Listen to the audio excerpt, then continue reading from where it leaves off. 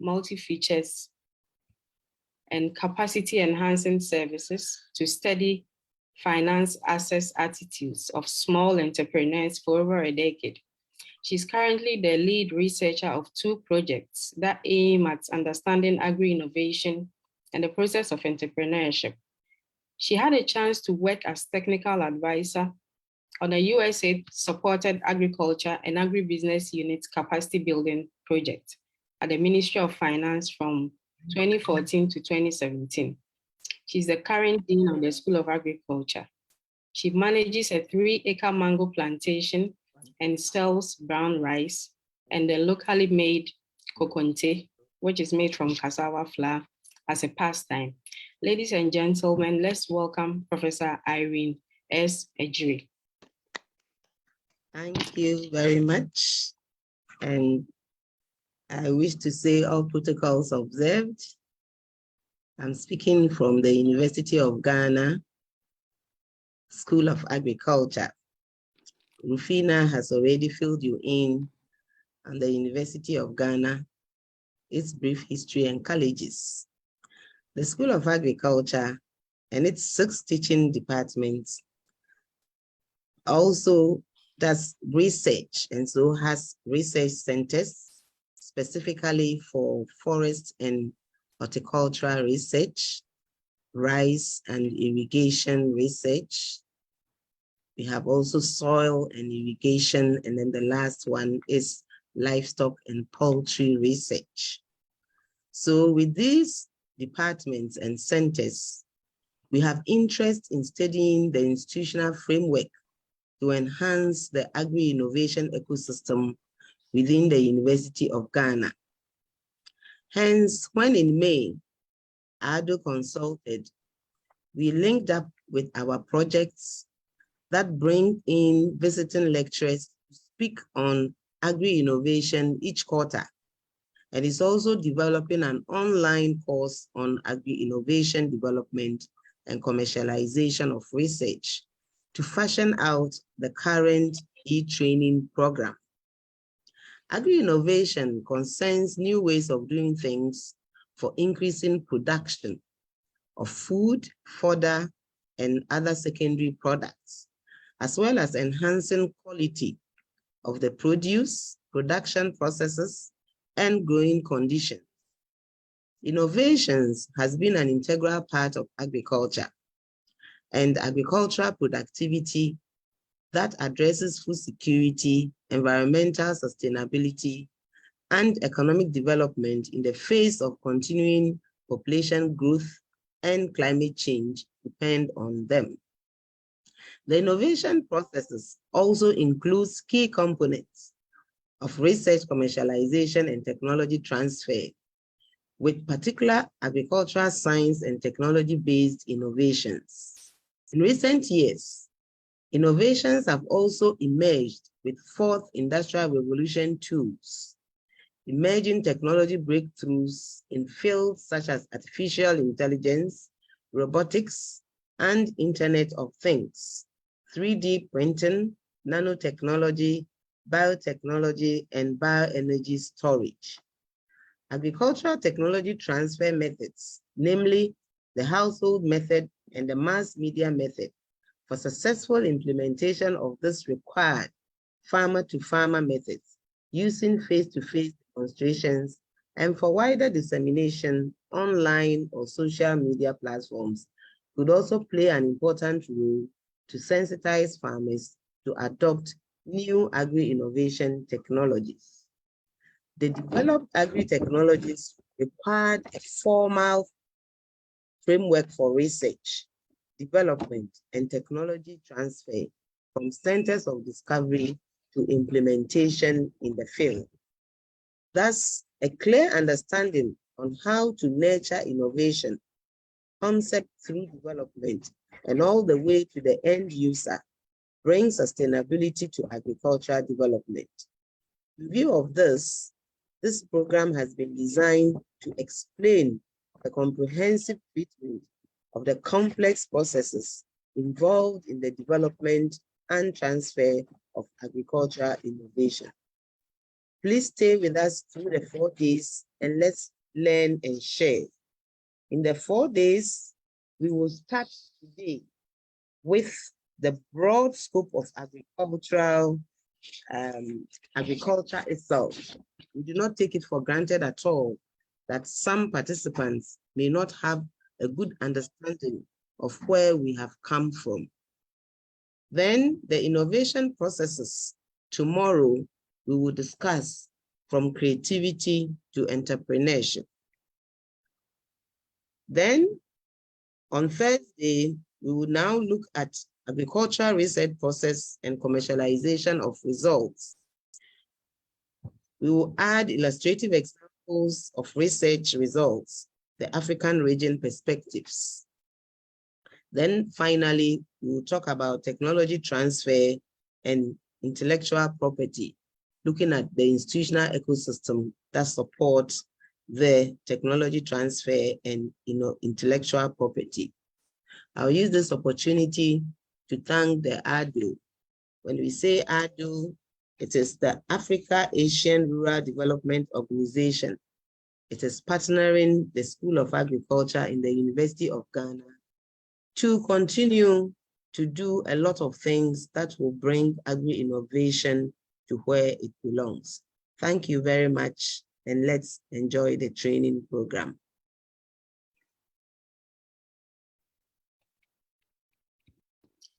Thank you very much, Prophet Jui. We believe that the design of the program, as he said, will enable an in-depth understanding of the complex processes in nurturing agri-innovation. Next is a remark from a prestigious individual who hails from Mauritius with over 3 decades engagement with rural and agricultural development. He took over the charge of office of the Secretary General of AARDO on 3rd September 2019. Before joining AARDO, which is headquartered in New Delhi, India, he worked with the government of Mauritius in various capacities, including economist, researcher, educationist, and proponent of cooperative movement in the country. He was Secretary for Cooperative Development, Ministry of Business, Enterprises and Cooperatives, Government of the Republic of Mauritius, a post he assumed in 2005. Before that, he worked as Senior Cooperative Development Officer from 2003 to 2005, Acting Secretary for Cooperative Development from 1995 to 2000, and Cooperative Development Officer from 1992 to 1995 in the Ministry of Commerce and Cooperatives. In 1991, he was also economist in the Ministry of Economic Planning and Regional Cooperation. Let's welcome His Excellency Majub Nadusen. Thank you. Thank you very much. I hope I'm audible. Yes, we can hear you very well. Esteemed Dean of School of Agriculture, University of Ghana, Professor Irene Egir, Mr. Raphael Adugian, our Honorary Regional Representative of AARDO for West Africa, coming from the Ministry of Local Government and Rural Development of Ghana, Mrs. Rufina Boateng, School of Agriculture Administrator, our Master of Ceremony today, distinguished faculty members, eminent resource persons, Dr. Bera and other colleagues from AARDO, my very dear participants, I'll say all other protocols respected, ladies and gentlemen, a very good day to you all. It gives me really an immense pleasure to solemnly welcome you on behalf of 32 governments at the inaugural ceremony of our online international training program on a very, very important topic, agri-innovation and technology transfer for sustainable development, jointly organized by AARDO and the School of Agriculture of the University of Ghana. At the very outset, I wish to express my sincere gratitude and profound thanks to the Dean of the School of Agriculture of University of Ghana and to the professional and dedicated team for the kind support and cooperation in organizing and putting impeccable facilities for this program. Ladies and gentlemen, my dear participants, having more than 145 participants registered with us from 24 member countries and prospective countries from member countries across Africa and Asia is truly very encouraging and a testimony itself of the importance of the theme of our program. Ladies and gentlemen, you may be aware that the African Asian Rural Development Organization, called in short UG-AARDO, is a very rural-centric intergovernmental organization embodying the spirit of South-South and triangular cooperation, as well as African-Asian solidarity. It is a vibrant platform for policy advocacy, for high-end capacity building programs and dedicated research. We enjoy also observer status in many UN organizations and operate from New Delhi, India, with 6 regional offices located in Africa and Asia. We have more than 60 years of experience, and we still want to remain at the forefront of focus SDGs, especially in rural areas, through our different methods of interventions. We have recently charted out a strategic framework which is going to be coterminous with SDGs 2030, and we have saddled. It's on. I'm sorry. We have recently, as I said, put up a strategic framework where we have saddled ourselves with a very central mission of technology transfer and more science to society to herald a rural transformation and prosperity in Africa and Asia. My dear participants, ladies and gentlemen, coming more precisely to the theme of our training program, that is agri-innovation and technology transfer for sustainable development, I wish to underscore that with food and fuel inflation, conflicts and climate change, we are all lacking steam to rebound from the recent COVID crimps. Subsequently, outlook seems quite grim for many of our member countries. And without science and technology, it will be practically impossible to guarantee socio-economic prosperity and even to have food and nutrition security for each and everyone. To face the mammoth uphill task of feeding 9 billion people in 2050 will in itself, which in itself entail an increase in food production levels by approximately 70% and in many cases 100%. It will be very difficult without science and technology.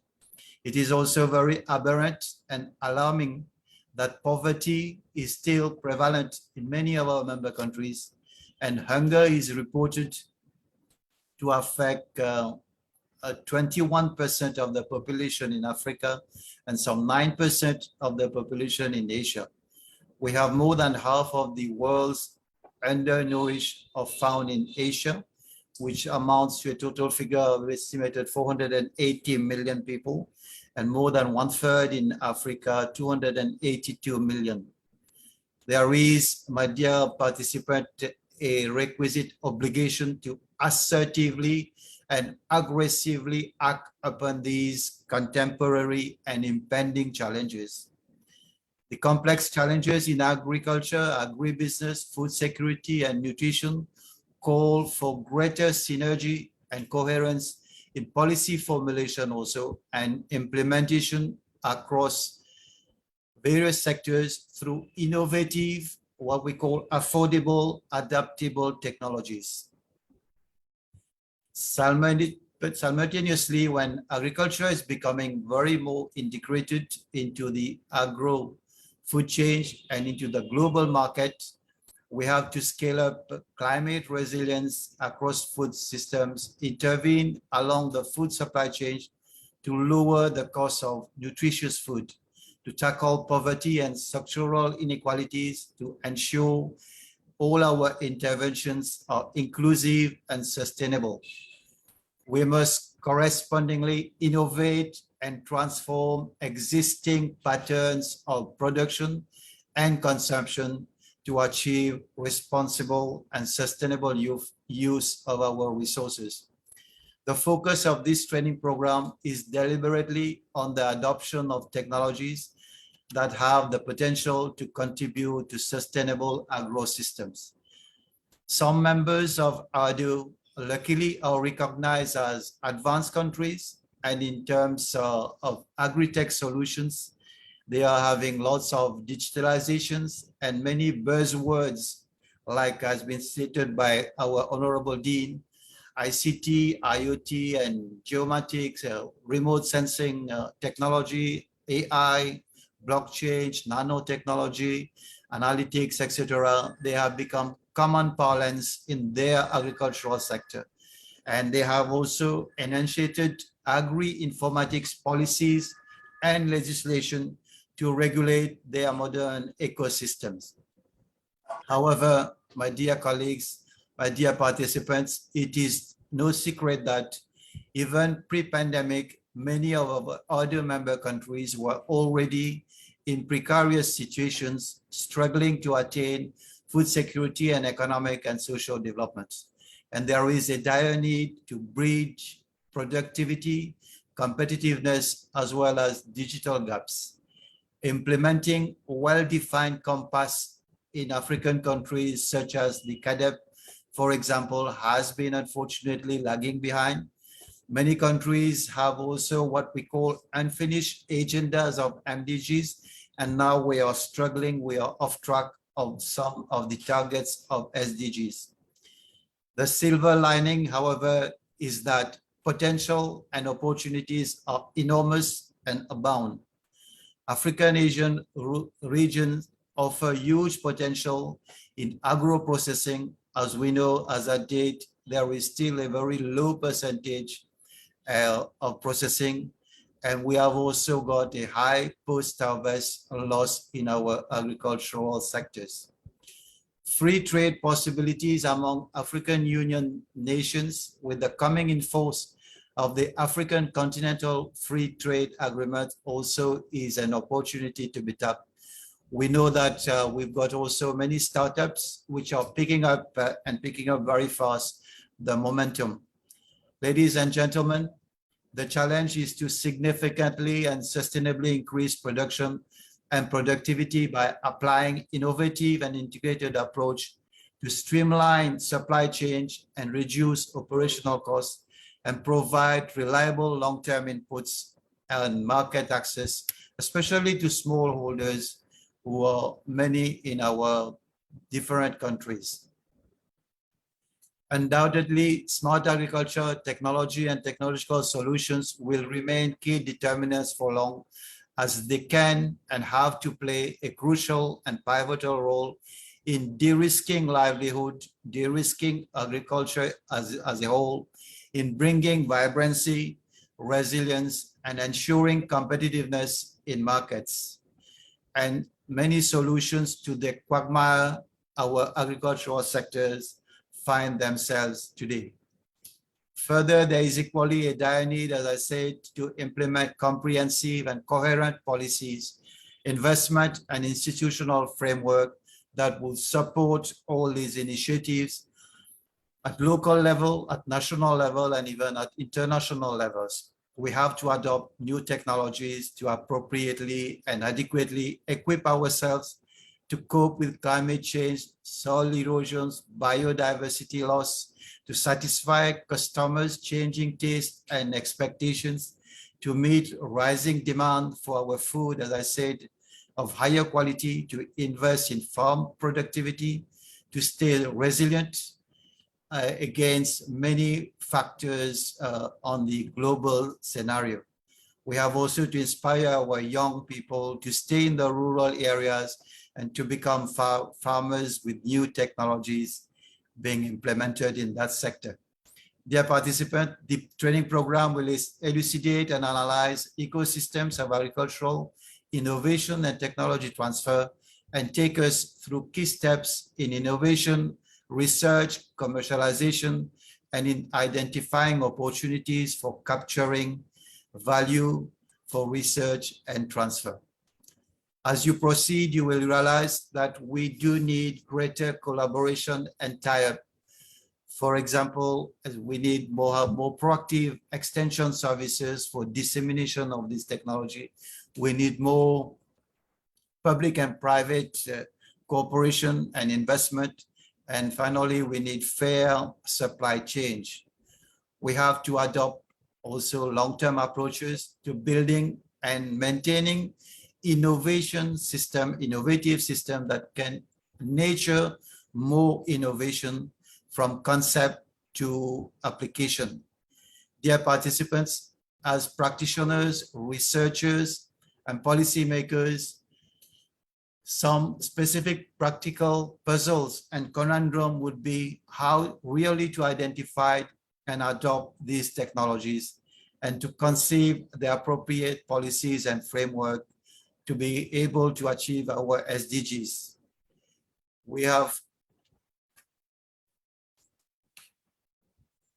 have also to know how to reduce drudgery in our agricultural sector, especially drudgery for women. We know who are suffering in producing food for the nation and even for exportation. How to increase traceability, transparency, and fairness in the entire agricultural chain. In this vein, as I said in our strategic framework, we've got a prominent focus on scope, speed, and scale of transferring available, accessible, and affordable technology and technological solutions among our member countries. We've got what we call a compendium of technologies under the caption Affordable Technology Menu, wherein available technology for transfer have been packed. A few samples of these technologies from the ATM are being handed over this Saturday itself to ambassadors and high commissioners of other member countries on official ceremony in Delhi. This is helping, and we hope will help in integration of innovation and technology as game changers to gear up for all our challenges. My dear participants, we have recently been collaborating with many premier institutions, and we are also offering high-level training master degree program besides our short type program we are having for these 4 days, master degree programs with particular emphasis on technologies and technology transfer. We are ready to enlarge our partnership and to leverage on new models, on disruptors, so that we bring more prosperity in shaping agriculture and rural landscape in other member countries. We have to leverage intercontinental cooperation. That's why we bring together Asia and Africa for this noble mission. I am sure that during the deliberation of the training programs, we will certainly arrive at very constructive and valuable recommendations on how we can transfer more and adopt more technologies in our respective countries. As technicians, researchers, policy facilitators, you would also share your own experiences. I solicit your active participation and invite you to contribute maximum to this program so that by the end of the day, we would have a lot of takeaways and huge ramifications for other member countries. Once again, I take this opportunity to reiterate our profound gratitude to the Dean of the School of Agriculture of the University of Ghana and to all its supporting staff and academia. And I'm very much thankful to all our member countries and more particularly to all our participants who I do understand will remain connected with us with AARDO and University of Ghana for further transferring technologies as remedies for a series of maladies in our agricultural sectors of our respective countries. Thank you very much.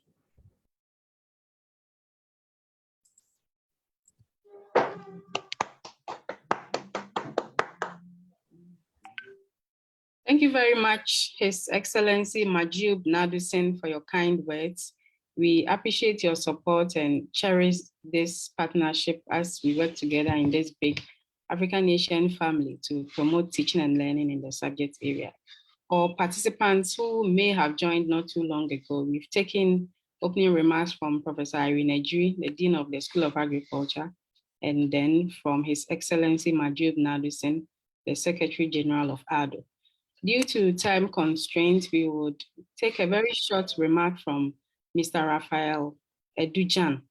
Mr. Raphael Edujan is a Principal Development Planning Officer and Honorary Regional Representative of AARDO for West Africa, Ministry of Local Government and Rural Development, Ghana. Welcome, Mr. Edujan. Thank you very much, and I'm most grateful to join you here. Your Excellency, Secretary General of AARDO, Dr. Manoj Nadia Singh, distinguished Dean Professor Irene Ejiri, distinguished faculty members, distinguished participants, staff of AARDO Secretariat, distinguished participants, ladies and gentlemen. We're grateful to be joining you this morning from the AARDO Secretariat, AARDO Regional Secretariat in West Africa, and again from the Ministry of Local Government, Rural Development, Decentralization and Rural Development.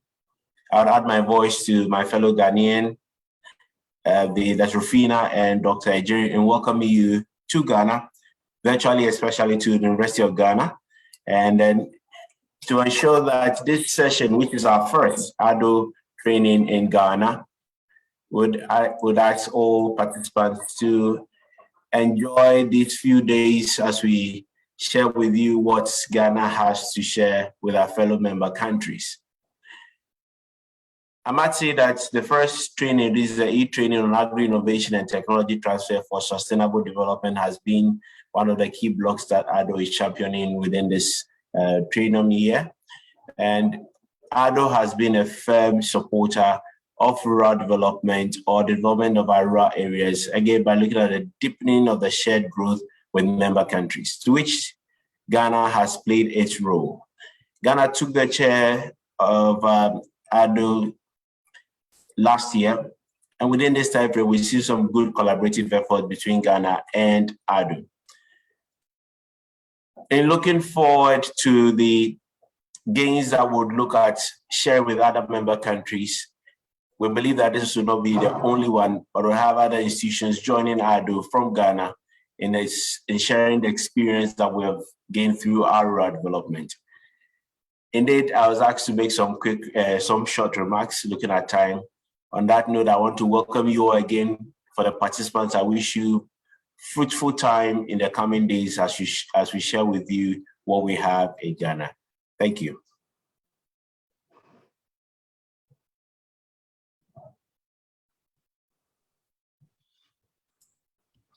Thank you so much, Mr. Raphael Edujan.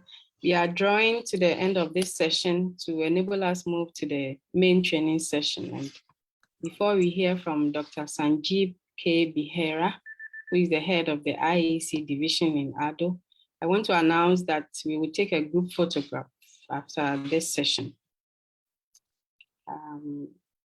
Dr. Sanjeev K. Bihera, you are welcome here to give the vote of thanks. Thank you, Madam. His Excellency Secretary General AARDO, Dr. Manoj Nadia Singh, Dean School of Agriculture, University of Ghana, Professor Irene S. Ejiri, our regional representative of AARDO for the West Africa, Mr. Raphael Edujan, Madam Rufina from the School of Agriculture Administration, other presents actually from the School of Agriculture, University of Ghana, and my colleagues and participants. It is really a great honor and privilege for me to propose the vote of thanks this very, very special occasion. So I take this opportunity to thank the honorable dignitaries who, despite of their busy schedules, blessed the occasion with their august presence. On behalf of the participants, I convey my deep regards and warm thanks to our Honorable Secretary General, Dr. Manoj Nardev Singh, and Professor Irene S. Aguiar, Dean of School of Agriculture, for their support in organizing this e-training program on such an important, which is actually a very important program for AARDO member country also. I am also thankful to Mr. Rafael Edul Gyan, AARDO's honorary regional representative of West Africa, for accepting our request and gracing this occasion with a very short notice. In fact, actually, what I am thankful to Professor Irene for introducing the scope of this training program in a beautiful manner, and similarly, His Excellency Secretary General in his address highlighted for the social economic prosperity, he highlighted the importance of science and technology. And if I see the whole thing actually in the context of the training program, what is more important is the networking and collaboration, which are very crucial to the technology transfer, which ultimately brings the desired sustainable development. Having said this, I sincerely expect that during this 4 days of training, online training program, the learned resource persons who are experts on the theme of the training program will enlighten all of us on agri innovation and technology transfer, which may help us for sustainable development in our AARDO member country. I would also like to thank my colleague, Mr. Kamal Dhameja, Technical Officer in our IC division, for his initiative and proactiveness in making this training program successful. At the end, I extend my sincere thanks to each one from the University of Ghana and AARDO for their direct, indirect involvement during the preparation of organizing this e-training. Dear participants, I once again wish you for the successful completion of the program with your active participation under the guidance of eminent resource sponsor of the university. Thank you very much. Thank you.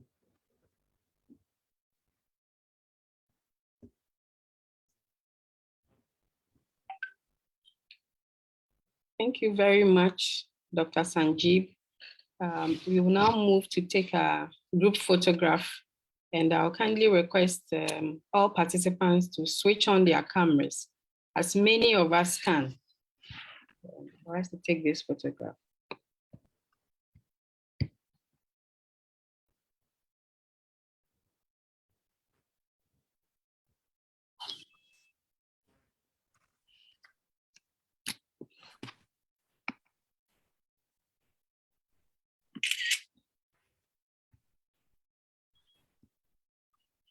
Thank you very much. Pictures taken. Thank you. Thank you very much. Thank you. Thank you.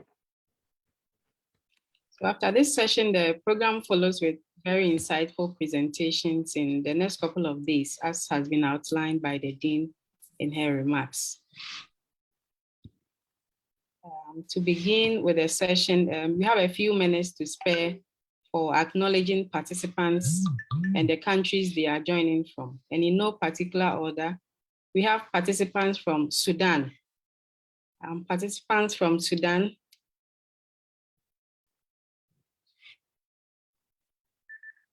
Can we see you?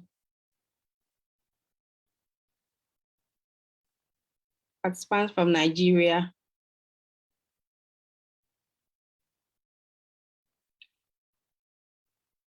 Hannah, we can see you. Welcome. Ethiopia.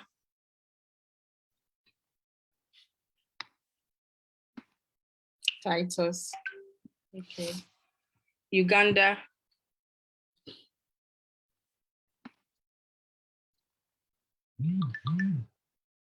Zambia.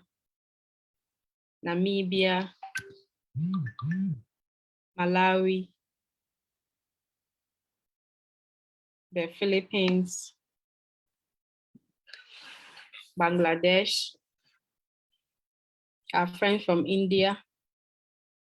Pakistan. And Sri Lanka. Please, are there any more countries I haven't mentioned? You can please show by hand. Yes, it's Mauritius. Mauritius, welcome, Mauritius. Thank you. We're happy to have you. Thank you very much.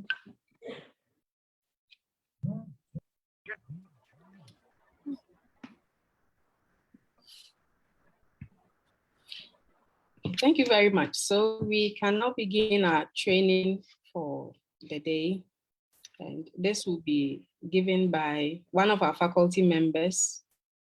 She obtained a BSc in agriculture from the University of Science and Technology, now Kwame Nkrumah University of Science and Technology, and an MS and PhD in horticulture from Cornell University in the USA.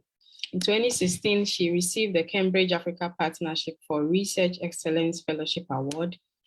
And in 2018, was a visiting scholar with the Harvard Center for African Studies, where her research focused on climate change as it relates to agriculture and health in Africa. She serves on boards and committees and is currently the head of the Department of Crop Science here in the University of Ghana. She's here to speak to us on the broad scope of agriculture, history of practices.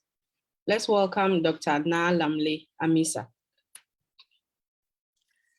Thank you very much, Rufina, and thank you very much for this opportunity. And on behalf of UG-AARDO and the University of Ghana, I'm grateful for this opportunity to lead this session Okay, so as indicated, we are going to be discussing the broad scope of agriculture, history of practices. So in this presentation, I'm going to take you through, just a minute.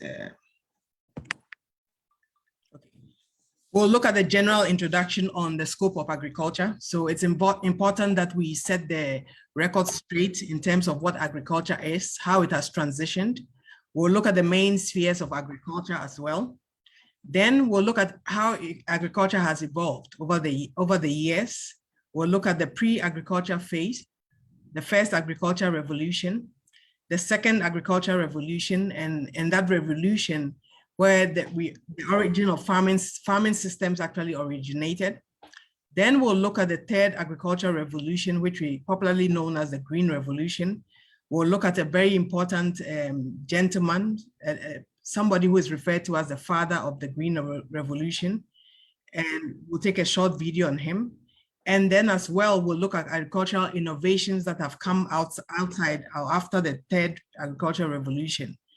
And then we'll conclude with some prospects, etc., for the future. So this hopefully will set us straight for the next few days. Okay. Without spending too much time, let me just dive into the presentation, and a warm welcome to us all. So general introduction of agriculture, looking at the scope of agriculture in general. There are several definitions that have come up for agriculture, and agriculture is defined as, the arts, the science, and the business. Initially, it was just looking at the arts and the science, but lately, business is a very important aspect of agriculture. And the emphasis now is on agriculture as an art, a science, and a business for the cultivation and production of crops, as well as raising livestock. Okay. Now, as we can see, there are several branches of agriculture, ranging from forestry all the way up onto home science. And it's very important, all these branches of agriculture actually play an important role when it comes to dissemination of information, and as well, actually working on the production system, agricultural production systems as well. Now, we'll look at three main scopes of agriculture, or spheres of agriculture. We look at geoponic, and geoponic here refers to the art or science of agriculture that refers to growing plants in normal soil. So we are moving from normal soil, and then we'd go to hydroponics, which refers to the growing of our plants in water. Then we come to aeroponics, which is another very interesting sphere of agriculture, which is the growing of plants in suspended air. So these form the main scope of main spheres of agriculture. Okay, Now, a very important question that arises to us is how has agriculture evolved? And this will be it's a very crucial question and very important for us to to actually look at and understand how agriculture has evolved over the period of time. And that sets the stage for the next presentations over the next couple of days, okay? Now, if we look at it, evolution of agriculture has gone through four different phases. Hello. Are you presenting through PPT? Because I'm not able to see your PowerPoint presentation. Then it's your because I can see. I'm on PowerPoint mode. So Yes, I can also see from here. Sorry, a lot of us cannot see. you cannot see. Yeah, a lot Yes, of us we can Yes, cannot it's see. Rufina Watkins. Okay, because it says on my screen here that your shared screen can be seen only by the host and co-host. Yeah, but It's only the host and co-host can see you. Oh, okay. Myself, I can't see Albert. Oh, This should be Okay. okay. a lot Okay. of Hello, us you should cannot see. see. Yeah. Has it changed? It's changed now. Yeah, yeah. Please, you can see now. Sorry. See too. Okay. Can you see? Yeah, Okay, yeah. we can see now. Yes, Correct. yes. Now we can see. okay. Okay, I'm sorry about that. Sorry about that. Okay, so what I'll do is, so just go back briefly. So today I'm going to be looking at a general outline of the outline for our presentation, look at general introduction on the scope of agriculture. We'll look at three main spheres of agriculture and then how agriculture has evolved over a period of time. We'll look at the end, agricultural innovations that we can leverage on, and then we'll conclude looking at sustainability and future prospects. Okay. Now, like I defined, agriculture is not only the art and the science, but also a business, okay, of crop production, as well as breeding of livestock. Then looked at three main spheres of agriculture: geoponics, which means the art or science of agriculture that refers to growing plants in soil media, and then hydroponics, is the growing of plants in water, and then aeroponics, which is the growing of plants suspended in air. Let me talk to him. Kindly mute yourself. Okay.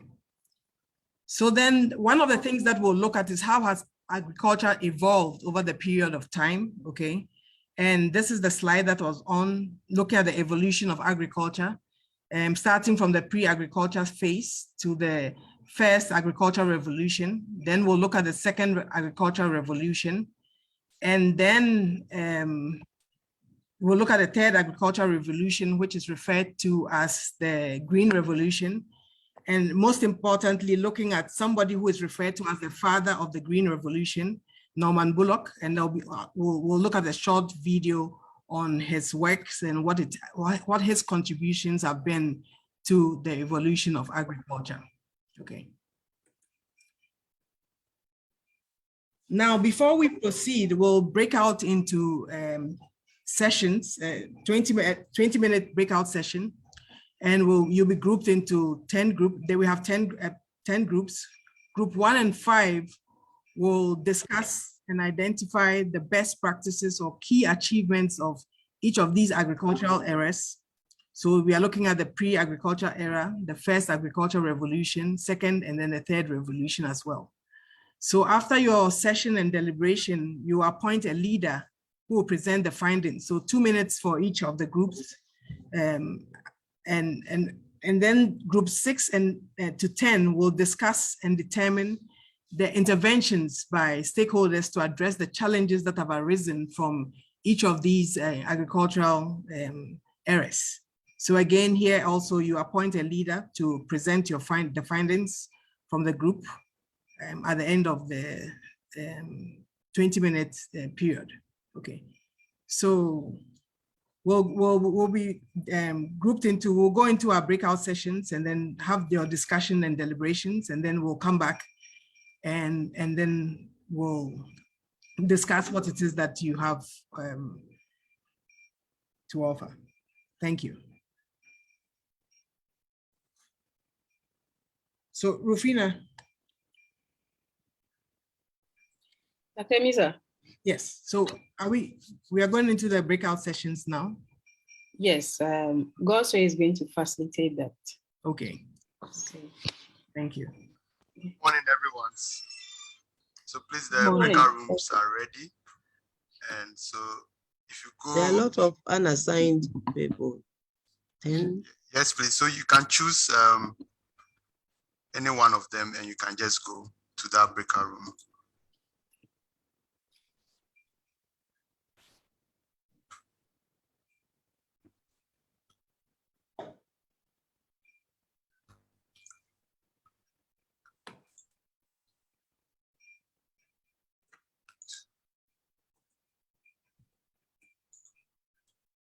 Could you write the discussion issue on the chat? Yes, Okay. please. Godfrey also has it. So yes, I'll put it there. Okay.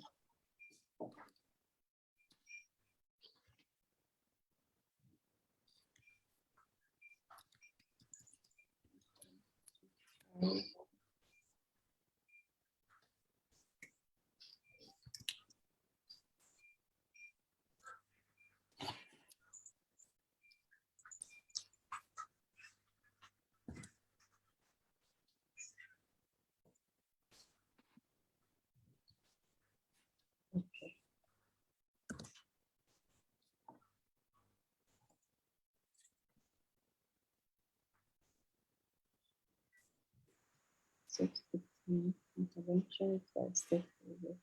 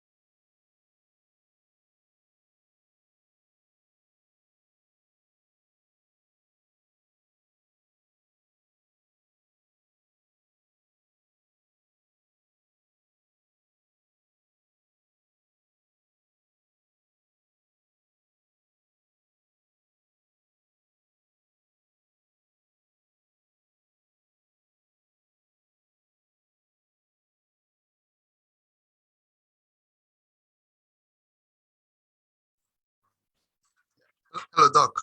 Hello, Dr. Emisa.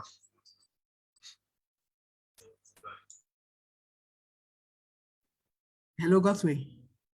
Doc, please, should we extend the minutes for them all? Because it's left with about 2 minutes. Okay, so we can give them about 5 minutes since it was maybe there was a little time lost in joining. Yes, Doc. Okay, thank you.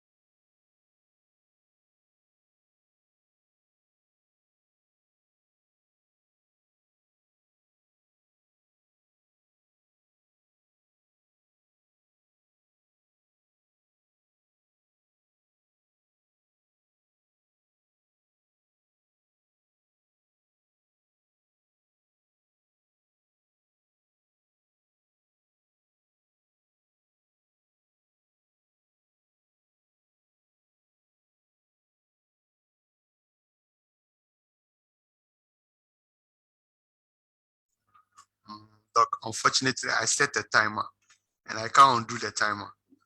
Okay, so what time is it? Left with 1 minute. It's left with 1 minute? 1 minute, yes, from the 20 minutes. Okay, no problem. Okay, sure. We'll work Does with that include the extended time? No, The 1 please. minute. He No, wasn't please. able to extend it. No problem. Okay. No problem. I'll say that the rooms will automatically close. Yes. Yeah. Okay. Okay, so Doc, please, I'll play that video from here. When they Yes, come if you can. When I call on YouTube, do that. So there are Yes, two please. videos. The first one, and then the second one. Yes, later. Okay. Sure. All right. Thank you. Thank you.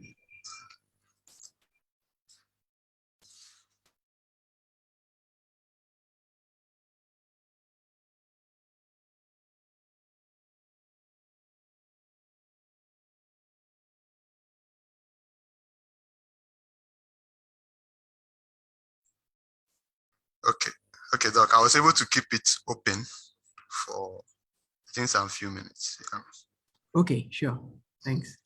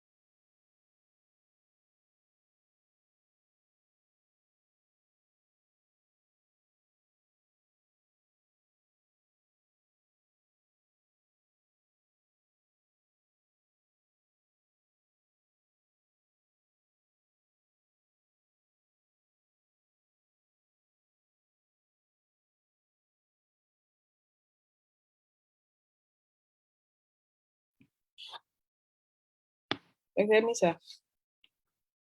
Hello, Dr. Misa. Yes, Rufina. Yes, our rooms will be closing in the next 2 minutes. I think the time is up. Okay, sure, no problem. Yeah. Thank you. Thank you very much.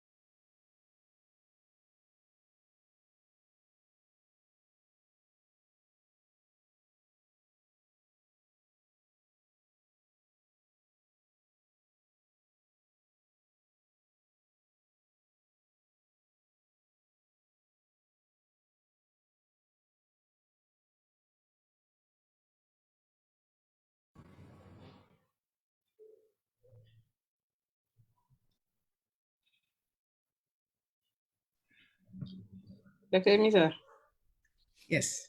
we are back. Okay, so welcome back, everybody. And okay. Welcome back. We'll take presentations from group 1 and 2, 1 to 5. So the group leader for group 1, if you give us your submission. So you were supposed to look at, discuss and identify the best practices or key achievements of each of the agricultural areas. So group 1.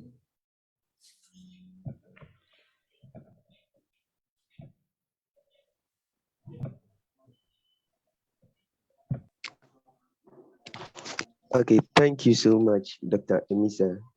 I'm Gideon and I will be representing group 1. Okay, Gideon. So we actually discussed and identified some best practices or key achievements of each of the agricultural era. So from our discussions, we found out that during the pre-agricultural revolution, which is the Paleolithic era, it was mainly hunting and gathering.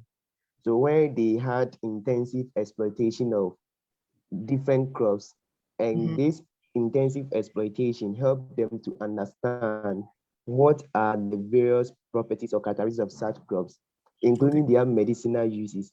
And it also led to their domestic.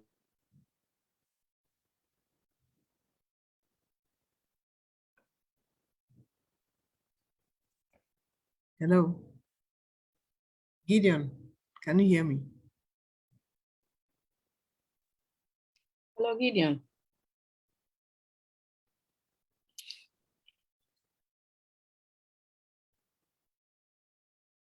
Okay, could we take the submission from group 2 as we wait for? Okay. Sorry, Doc. Okay, sure. He's back now. All right. Sorry, madam, I lost connection. So no problem. It helped in its domestication in the second revolution. And we also found out that the pre-evolution was termed the grinding stone or the stone era, because mostly they use eco-friendly technologies like these stones to grind their grains or other things for use during that era. And from the intensive exploitation in the Neolithic era, which is the first agricultural revolution. They domesticated most plants and animals because of environment change and other factors, which created the necessity for them to begin to domesticate such plants. Okay. And when we come to the second revolution, which is the agrarian era, it was mainly experimentation of crop seeds as to know which of them would contribute to high yields for them to be able to grow them in subsequent seasons, because they've now begun to domesticate such crops. So they have to test which of them can give us good yield. So it's mainly experimentation of crop seeds in the second revolution. But when we come to the third revolution, we found out that the third revolution is being characterized by intensive technologies, agricultural technologies, including machineries and other genetic technologies, and including manures also, soil, cutting across all aspects in the agriculture. So that was what we actually found in the third agricultural revolution, with the green revolution. Thank you so much. Thank you very much, Gideon. So, group 2. Dr. Misa, please, a gentle reminder to stick to the 2 minutes. Okay, sure. Thank you. Group 2. Thank you. Good day. I'm Hubert, present on behalf of Group 2. Hubert, you have 2 minutes. Okay, so.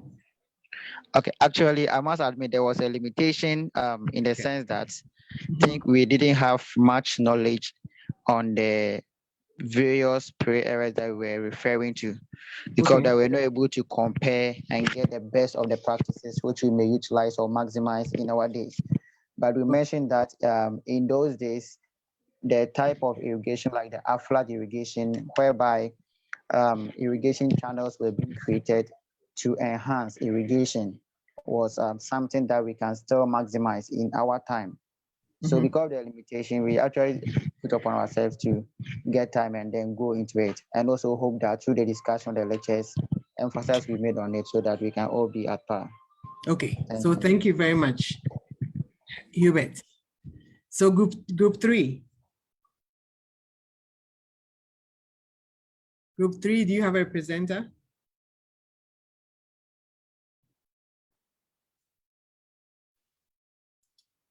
Yes, I see Sedufia's hand up. Okay, so you can just unmute yourself and speak. Yeah, he's already unmuted. Sedufia. Sedufia. We go ahead. Sedufia was in group 2. I'm sure it's an old hand. It's a mistake. Can we go on? Okay, so group 4. Yes, thank you very much, madam. Is this group 4? This is Obina. This is group 4. Okay. We're in room 4. Okay, sure. I'm Obina Patrick of Uganda. Our discussion seems many members were not able to reach in, though at least we were 2 people discussing. But what we highlight out was that in the pre-agricultural regime, most of the people are living that time would base on hunting wild animals, fruits, tubers, and roots that they never planted would grow naturally. So it was totally only basing on what thrive naturally without any care for them.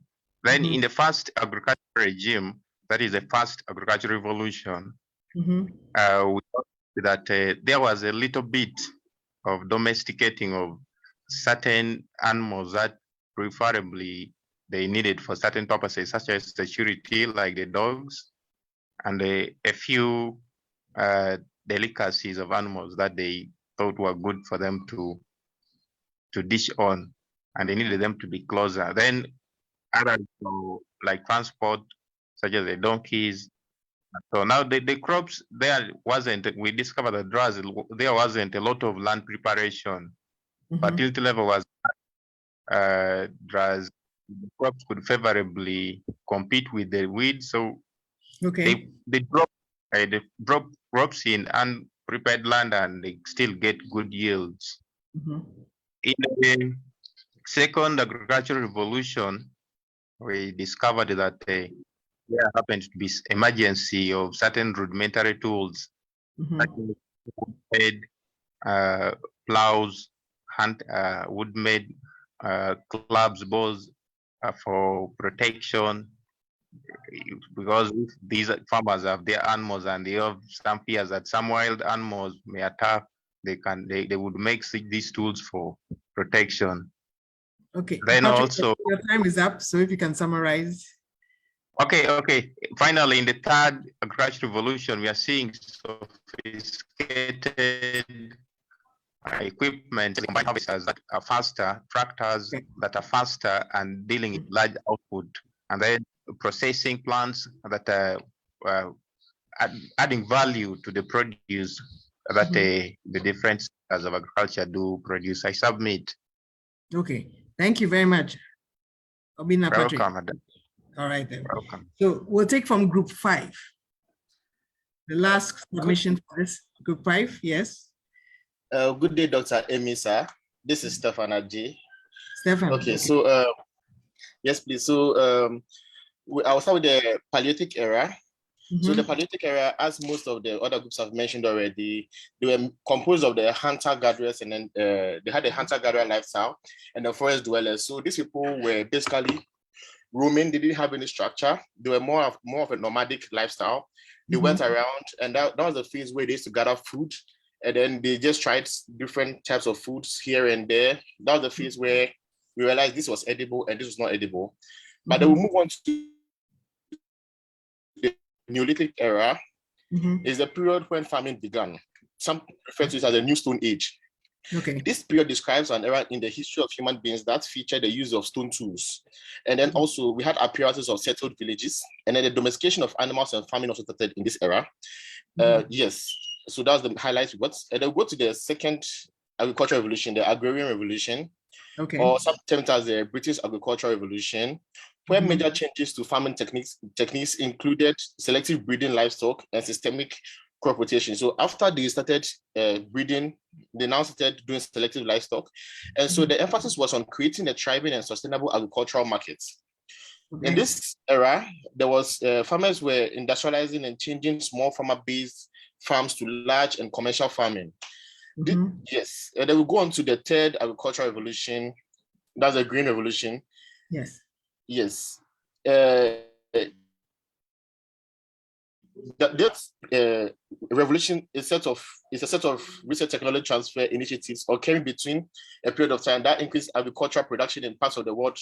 Yes, and the key elements of revolution included the use of latest technology and capital, the adoption of modern scientific methods of farming, the use of high-yielding varieties of seeds, proper use of chemical fertilizer, consolidation of land holdings, and the use of various mechanical machineries. Thank you very much. Thank you very much, Stefan. Okay. You're welcome, Doc. So we'll go to the second group, group 6 to 10.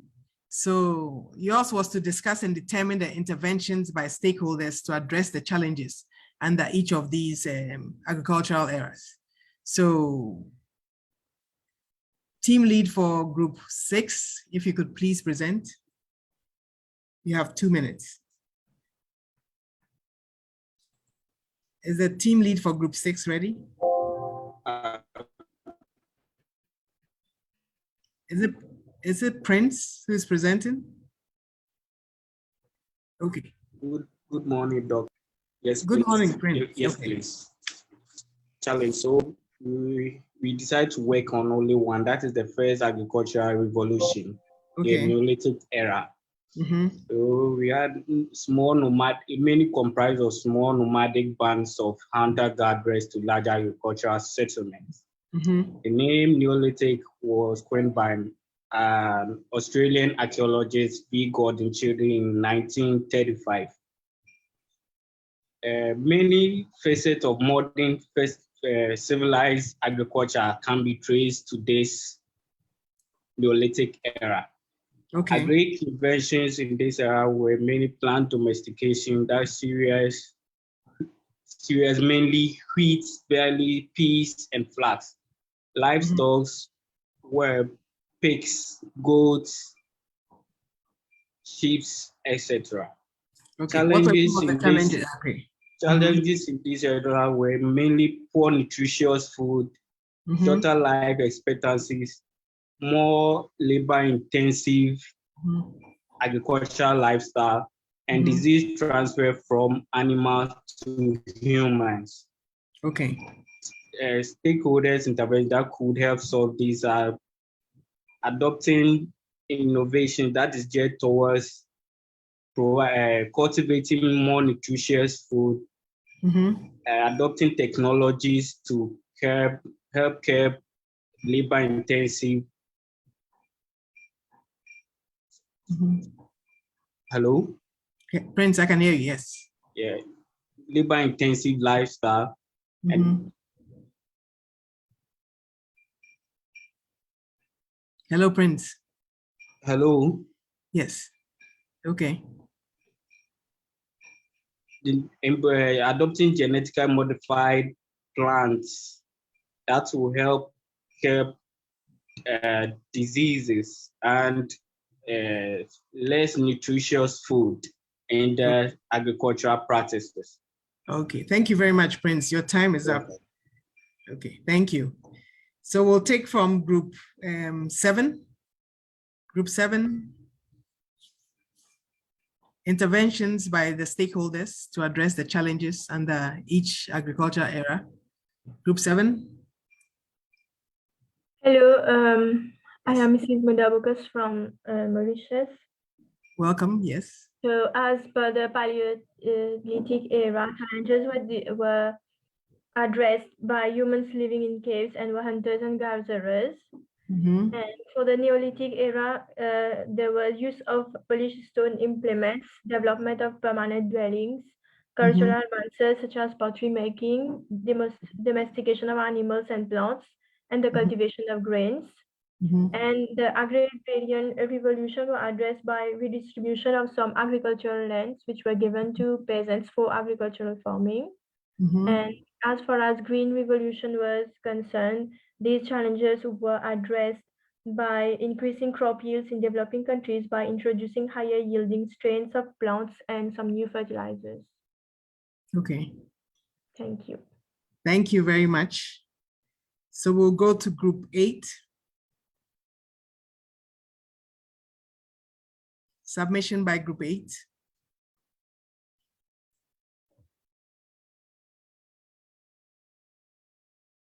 Okay, let's move to group 9.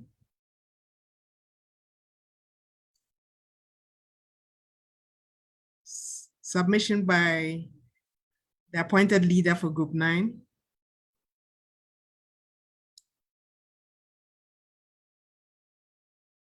Do we have that for group 10?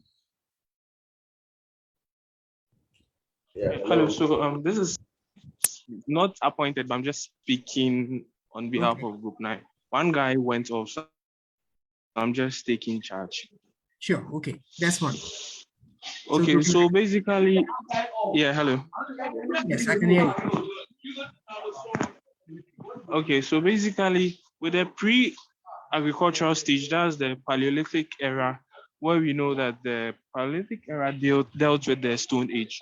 So some of what they used to make their agriculture very easy was the use of sharp stones. That's in terms of hunting, because most of these Stone Age people were more into protein, so they actually hunt for a living. So basically, most of the implements that they used to use was just a spear made of stone, and they use for their hunting. Then we'll go to the first agricultural revolution, where is the Neolithic era. That was where they started mixing a bit of their protein intake with herbaceous. That's the greens that we actually consume right now. So that was when they started thinking about the other aspect of agriculture. So usually, and at that stage, they usually live in settlement. So that was when they got to understand the use of family labor on their farms and all that. And at that stage too, they weren't usually thinking about excessive production. They are usually trying to satisfy the needs of their families and all that. So there wasn't a lot of mechanization at that stage. And probably they got to use a lot of, they harnessed a lot of wild animals to use on their farmlands, but then it wasn't purposely meant for commercial production. And also with the second agricultural revolution, that's the agrarian revolution, where a lot of these people got to understand agriculture better, where mechanization and all that started developing, where most of them were into commercialization, where they actually adopted new techniques of farming, where they mainly shifted from the shifting cultivation to probably to crop rotation and other sorts, where they got to understand agriculture better. And also that's one, unfortunately, to understand production and all that. And with that third revolution, that's the green revolution, where that's one. Yeah, your time is up. Thank you so much. Thank you. Yes, Group please. 10. All right then. Thank you. Group 10. Okay. I'll be speaking on behalf of Group 10. Okay, you have 2 minutes. Okay. Yeah. Basically, we were looking at the best practices, but we realized that we are in a different category. So I will just touch briefly on the various era of agricultural revolution. But my focus will be much more on the second and then the third, because during the first agricultural revolution, there was not much issues concerning about stakeholder intervention. The only intervention there is how to gather themselves and go enhance the animals for their livelihood and so on and so forth. Then we get to the Neolithic era where they are trying to domesticate the animals. So this one too, when they go and hunt, they bring back some of them that they think they can multiply in the house and also use for future use. But the main issue is based on the second agricultural revolution, which is basically talking about population increasing, demand for food is also increasing, and for that matter, there should be an issue, or there should be a way out of production for them to feed the growing population. And this is how come there were issues of small machineries to increase production and so on and so forth in terms of yield and output. Then the final one, there is an issue of industrial revolution where infrastructures are springing up at everywhere. Agricultural lands are being converted to real estate and so on and so forth. And based on this, the land for agriculture is shrinking. And how do we go about production? This is where the GMO issues comes in for them to produce on a small scale of land that will give them maximum yield. So these are some of the decisions taken by the stakeholders at each and every stages of what revolution. Thank you very much. Okay, thank you very much, Divine. And thank you all for your submissions. Thank you. Very Hello, Dr. Misa. Yes. Yeah, I think group 4, they didn't finish. Afef Fahad says due to green revolution, production of food grains was increased in many development countries because of the high yield. And that the green revolution was began in the 1960s, during which agriculture in India converted into modern system by the use of pesticides and mechanical. Yeah. Okay. Afef Fahad, thank you very much for your submission on behalf of your group. Okay. So thank you all. I mean, I'm sure it's been very insightful for you. So let's continue and we'll go through these groups. So it's okay if you didn't get them for all the information that you required. I mean, that's what this next session is for. So the pre-agriculture, that's the Paleolithic era. It preceded at 10,000 BC. And as you rightfully indicated, it's made up of the hunters and gatherers. And their main role was to hunt for their food. The humans actually lived in caves. And they definitely had no, could you please mute your mics? They definitely had no permanent places to stay. So it was more of a nomadic, lifestyle.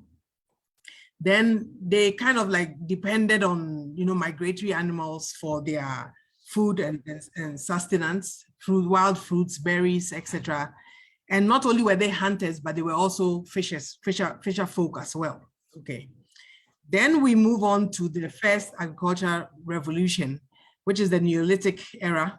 Again, that spanned between the 10,000 BC and 4,000 BC, where now the focus was more on agriculture and food production, so referred to as the food production era, okay? And the lifestyles kind of changed from more of a nomadic to a sedentary lifestyle, where they started living in communities. They started, creating tools, to be used for farming, plowing, and the tilling of the land. So that's another characteristic of the Neolithic era. So there was building of shelter, domestication of the animals, cultivation of cereal grains mainly, okay? And that kind of, and pretty much, advancements in the manufacturing of tools, etc. for farming, okay? Then we come to the second agricultural revolution, also referred to as the agrarian, revolution, okay? And this is also referred to or known as the British Agricultural Revolution because it first took place in England and then it spread to North America, Europe, and then eventually around the world, okay? Now, in this case, machinery was mainly being used instead of animals for tilling the land, etc. There was definitely a more of use of organic and inorganic fertilizers, okay? And farmers tended to selectively breed their livestock. There was more systematic crop rotation being carried out, okay? And it was a necessary, actually, this particular era was a necessary prerequisite to the Industrial Revolution. So where we had massive population growth, etc. And this era actually helped to deal with that as well, okay? So again, I've mentioned some of these things: selective breeding, advanced transportation system, advanced irrigation systems, large-scale irrigation production, and then consumption patterns of agricultural goods kind of changed. Okay, so in effect, this era kind of marked a change in the agricultural production systems as well. Now, under this era, we started looking at farming systems. Okay, and what do we mean by farming systems? So basically, farming systems are a resource management strategy that is used to achieve economic and sustained agricultural production. Okay, and this was so that they could actually meet the diverse requirements of farm livelihood, while preserving the resource basis and maintaining the environment as well. So shortly put, sustainable methods of crop production and animal production. Now, it wasn't just the animal production that we're looking at, but more of an integration between the cropping system and the livestock system, and then a general understanding or value for more of the farming system as a whole, as compared to just high yields and crop production, okay? So that's one of the things the second agricultural revolution actually birthed the farming systems that we have. And let's look at a few of the concepts of the farming systems, okay? Now, it's made up of inputs, so processes and outputs. So in a nutshell, these inputs, which are labor, your seeds, your animals, etc., are going in through they go through processes, okay? So plowing, sowing of your land, spraying, adding fertilizer, and then you get some outputs, which is either yields or the products, either animal products or crop products at the end. Now, the thing about the concept of your farming system was that the knowledge that was gained or the profit that was gained from a system like this was fed back or plowed back, and either improved inputs were being used and the profits were being plowed back to ensure that your outputs were more increased outputs that you were gaining. And then such activities like apiculture, fishery, silviculture, etc., were part of this kind of farming system as well. Then let's look at some concepts of the farming system. So always bear in mind that we are speaking about the second agricultural revolution, okay? Some of the components were the soil, so farmers were paying more attention to the soil itself. There was a lot more labor that was being used under a farming system like this. Then livestock production, as well as water, etc., being used in this farming system. And then as well as crop production for these were the major components of your farming system, okay? Then with this system as well, the farming system approach was something that was adopted, which emphasized more on understanding of the farm household, the community and interlinkages between that, okay? And there was a constant review of constraints and ways in which they could access the potential.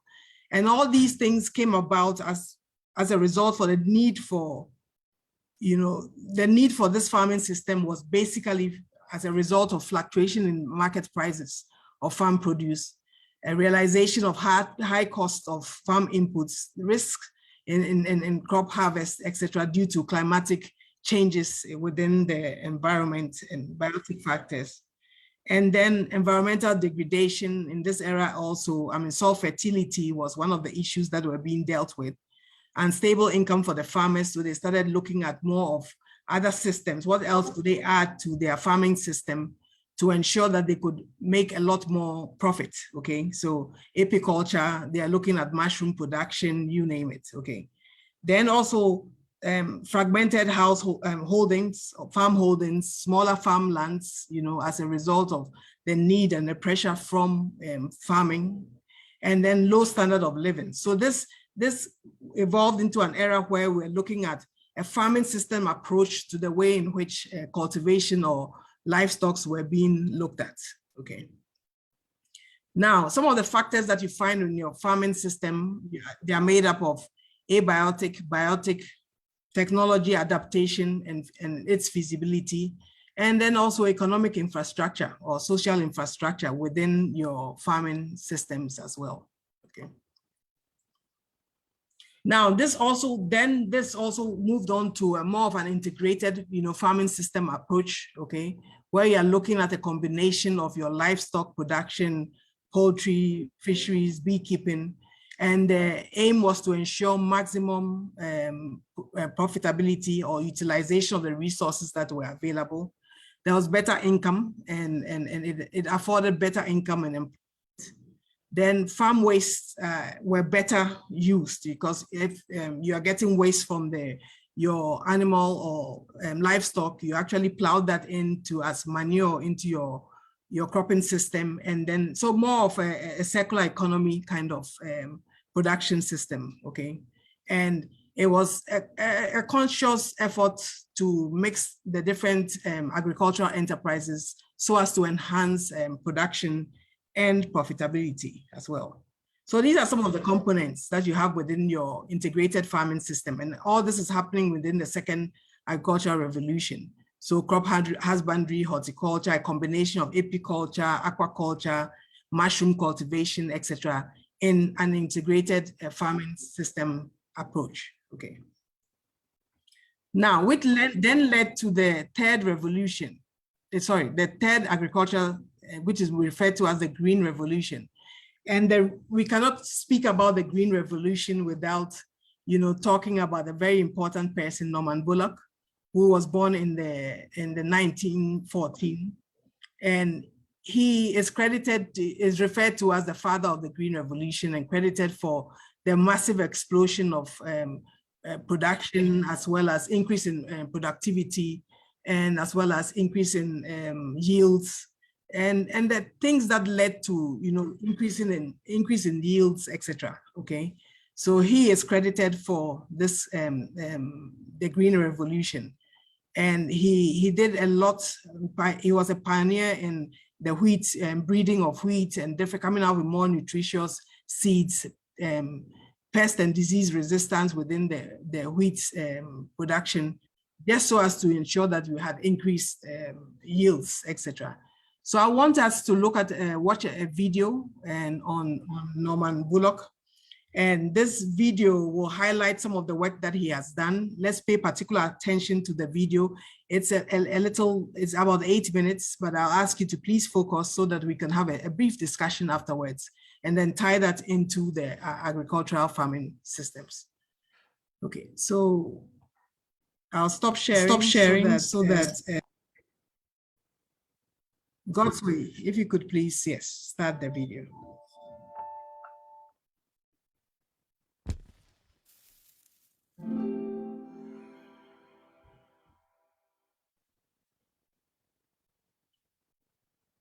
Norman Borlaug changed the world. Through his work in plant breeding, he touched over 1 billion lives. So how will you make a difference? How will you leave your fingerprints on the world? Like Norman, you will find that knowledge, vision, passion, and determination are key. Norman Ernest Borlaug was born on March 25, 1914, in Cresco, Iowa. He was a light-hearted young boy, already curious about the ways of Mother Nature. In those days, boys often dropped out of school to work on the farm, but Norman's grandfather knew that education would provide the tools needed to make change happen and encouraged Norman to make learning a priority. At 19, Norman saw real hunger for the first time. While visiting Minneapolis, Minnesota, grown men begged him for pocket change. Norman watched a riot break out when milk was dumped in the streets as a protest to low food prices. Hungry people scrambled past him trying to take anything they could. Borlaug was affected profoundly by the scene. He was convinced extreme hunger had more than just the stomach in its clutches. It strongly influenced the mind. Borlaug continued his education in Minneapolis. He received a degree in forestry in 1937 and a doctorate in plant pathology in 1942. After graduating and working in the industry for 2 years, Borlaug moved to Mexico to help farmers improve their crops and increase their yields. When Borlaug arrived, he found unchecked disease destroying the wheat crop. The soil was exhausted and depleted of nutrients. Yields were low and farmers were having trouble feeding their families. Each starving person that Borlaug encountered planted a seed of compassion in his soul. He wrote to his wife saying, "These places I've seen have clubbed my mind. They are so poor and depressing. I don't know what we can do to help these people, but we've got to do something." At that time, it was hard to imagine that Mexico would ever become self-sufficient in wheat production. Norman even wondered if he'd made a mistake taking on the challenge. But he didn't lose sight of his goals, and the team focused their energy on solving the problems at hand. The farmers in Mexico were skeptical about experimental crops. The last attempts to improve local crops had done more harm than good. When Borlaug came and tried to explain his vision in broken Spanish, they looked at him like he was crazy. Regardless, Borlaug decided to get to work with or without a tractor. Driven by a natural momentum, he strapped himself to a plow and started cutting furrows himself. Eventually, nearby farmers noticed and took pity, offering him a small tractor. Borlaug could not rest until he found a solution to the problem. Before the sun rose each morning, he was already out in the fields searching for a way to overcome the stem rust epidemic that was destroying the crops. The stem rust fungus caused red scab-like blisters to form on the stem. These blisters crippled the plants, often killing them. Crops infected with the fungus had very poor yields. Through plant breeding, Borlaug's team needed to increase yields by changing the production system and introducing wheat varieties that would resist the diseases. Dr. Borlaug's task as a plant breeder was to find a line resistant to the disease, cross it with locally adapted susceptible varieties, and select the resistant lines. Borlaug and his team accomplished this after only 3 short years. By evaluating and selecting materials twice each year, they were able to accelerate the breeding process. The projected time to raise resistant plant varieties was cut in half. This strategy became known as shuttle breeding. Because breeding materials were grown under the summer sun of the Central Highlands and the winter sun of the Sonoran Desert, the lines they developed were insensitive to length of day. This made the wheat extremely adaptable to different growing regions. In addition to being disease-resistant, the new wheat varieties were highly responsive to fertilizer. With ample fertilizer, the new wheat varieties flourished. Their heads were promising, growing fat with extra grain. But with this success, came an unexpected challenge. The new plants became top-heavy and the tall stalks collapsed under the weight of the grain, a problem called lodging. Harvesting was difficult and yields suffered greatly, but Borlaug's team refused to give up. Yet again, plant breeding provided a solution that could save the yields while retaining the benefits of a highly responsive crop. Breeders developed a trait called semi-dwarf. Semi-dwarf wheat grew with stronger, shorter stalks that could support the weight of the grain. To give you an idea of where semi-dwarf wheat came from, the first variety, called Norin 10, was developed in Japan shortly after World War II. Norin 10 was then introduced into U.S. breeding programs by Orville Vogel at Washington State University. Borlaug's group introduced the Norin 10 Brever 14, a high-yielding semi-dwarf line, into their Mexican breeding program in 1953. Following the same breeding approach, Borlaug's team solved the lodging problem by adapting the semi-dwarf line to Mexico. These semi-dwarf varieties became known as miracle seeds.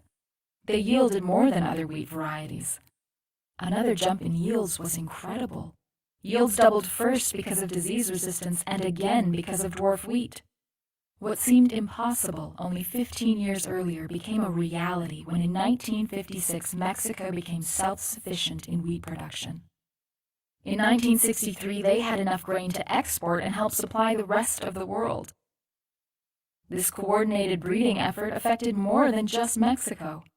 Borlaug expanded his vision and program to India and Pakistan, drastically increasing their food production systems as well. Pakistan produced 5 million tons in 1965 and 8 million tons in 1970. India produced 12 million tons in 1965 and 20 million tons in 1970. The U.S. Agency for International Development labeled the dramatic improvements in food production the Green Revolution.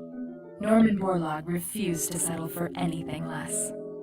He reflected that when wheat was ripening properly, with wind blowing across the field, you could hear the beards of the wheat rubbing together.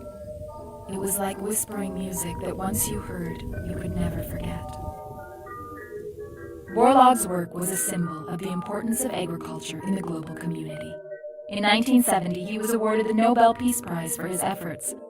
While handing Borlaug the prize, the committee chairman said, "More than any other single person of his age, he has helped to provide bread for a hungry world."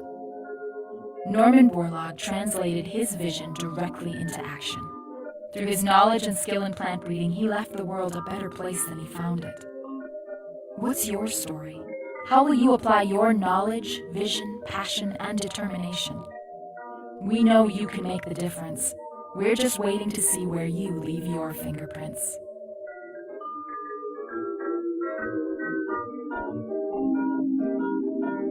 Thank you very much.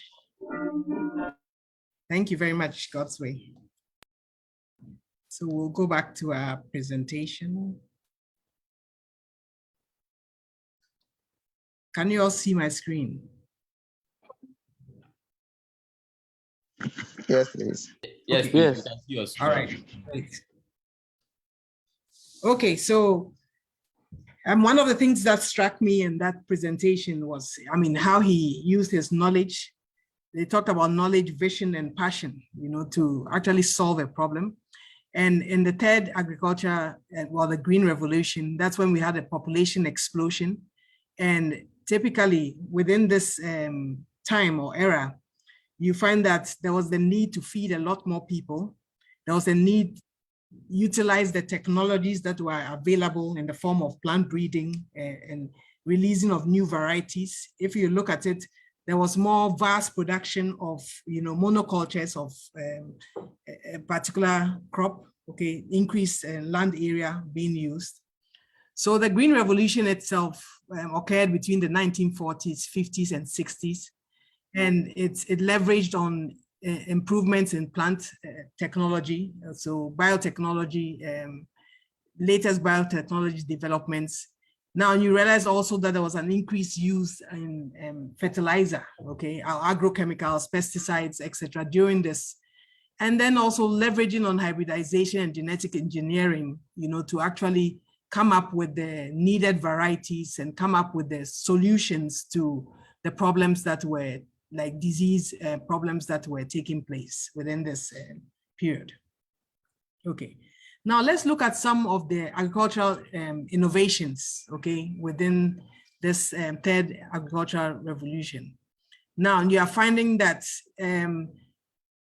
there have been innovations in different areas in the animal production, in growing conditions, growing systems that are being used, even the implements that we are using. I mean, there's more sophisticated, advanced tractor systems that are being used, and more different tools that are being used, pest and disease management, etc. And basically our management practices are becoming better within this era. So some of the innovations that we'll look at, okay, before we close this session, will be precision agriculture. You know, then now there's an increased use of controlled environment agriculture in the form of greenhouses, okay, especially in the developing countries. There's vertical farming now that there seems to be a shortage of farmland, okay, so we are moving higher as compared to wider, okay. And then the use of some of these genetic tools like GMOs, gene editing, etc., to produce crops that are, or hybrids, or different hybrids or crops that will help us maximize production and yields during this period that we find ourselves in. There's also drone technology that is being used for more monocultures, you know, cultivation, and just to ensure that there's a better understanding of what is going on the farmland itself, and being able to use some of these advanced tools, you know, to make our farming also very attractive, especially to our younger generation, okay?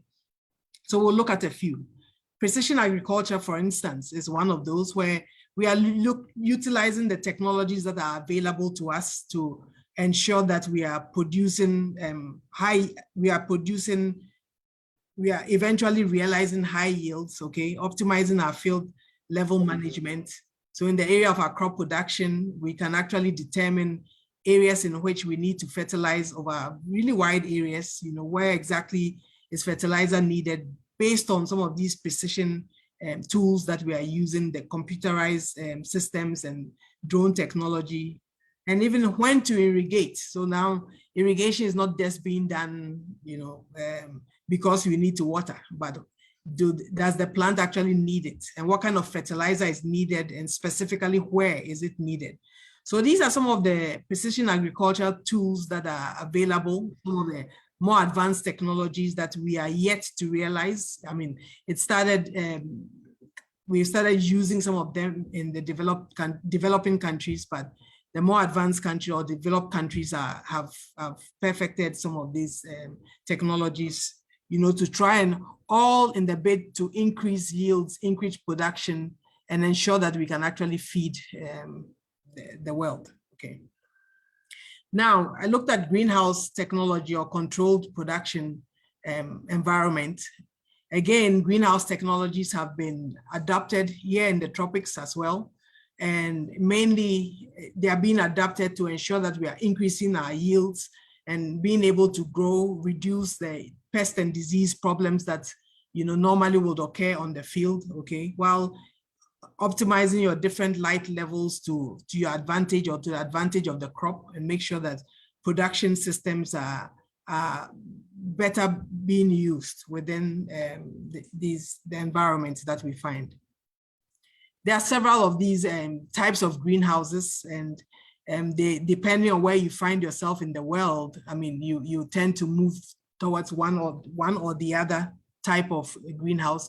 Now, what I'll say is in the developed or in the tropics, the kind of greenhouses, we don't need glass houses, but the kind of greenhouses that we need are those that actually will keep the heat away or out of your production system, and ensure that, I mean, it's cool enough for, and there's enough light that is coming in for that controlled environment for crop production. Now, vertical farming, like I said earlier, I mean, now the farmlands are becoming scarce. It's becoming a lot more difficult to get the lands that we need. So there's also talk of, you know, going higher as compared to going wider. Okay, so this is an indoor farming technique that is being used, and mainly for producing, you know, crops, vine crops like strawberries, grapes, you name it, and some of our vegetable crops as well, and their ornamental industry as well. Now, the benefits of your vertical farming is year-round crop production. I mean, you're not depending on the weather, so it tends to be weatherproof, and less water consumption because you are utilizing and ensuring that everything, that all your inputs are being used wisely, you know, by the crop, etc. Less spoilage and less space that is required. Okay. And then in a system like this, I mean, water conservation is an issue that you definitely need to look at as well. Now, these are some of the examples of your vertical farming systems that are available around the world. So these are, again, you can see from the pictures that it's more moving vertically as compared to moving horizontally. Okay, within a small space, you can actually produce a lot, and it's being used widely for your vegetable crop production as well. Okay, now I'll want us to, God's way, if I want us to look at an example in Nigeria that's been aeroponics. So initially when I started the talk, I talked about the different main spheres of agriculture, and I mentioned aeroponics. So then I want us to watch this, a very short video, 2-minute video on aeroponics and how it's being used in Nigeria. Okay, so God's way, if you could please show this. Thank you.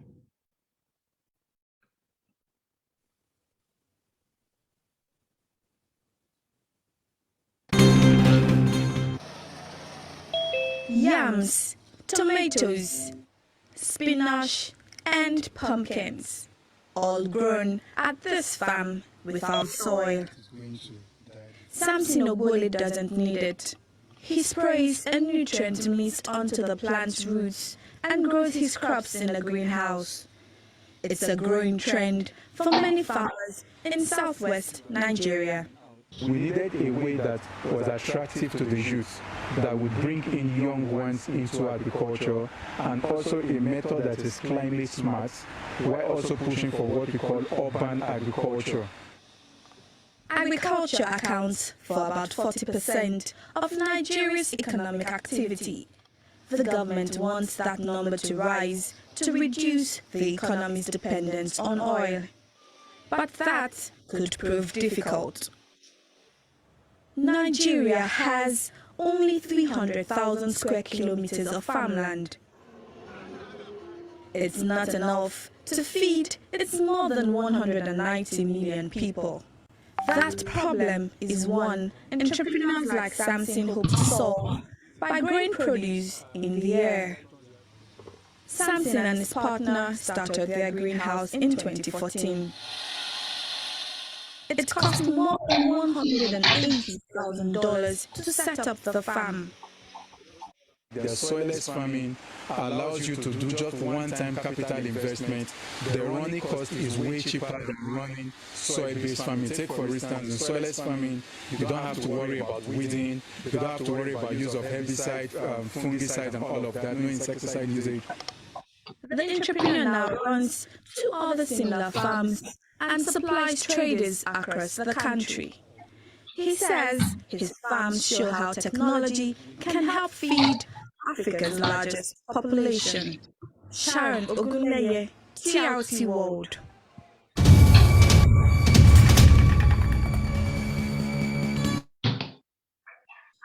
Thank you very much, God's way, and we'll continue our presentation, moving into.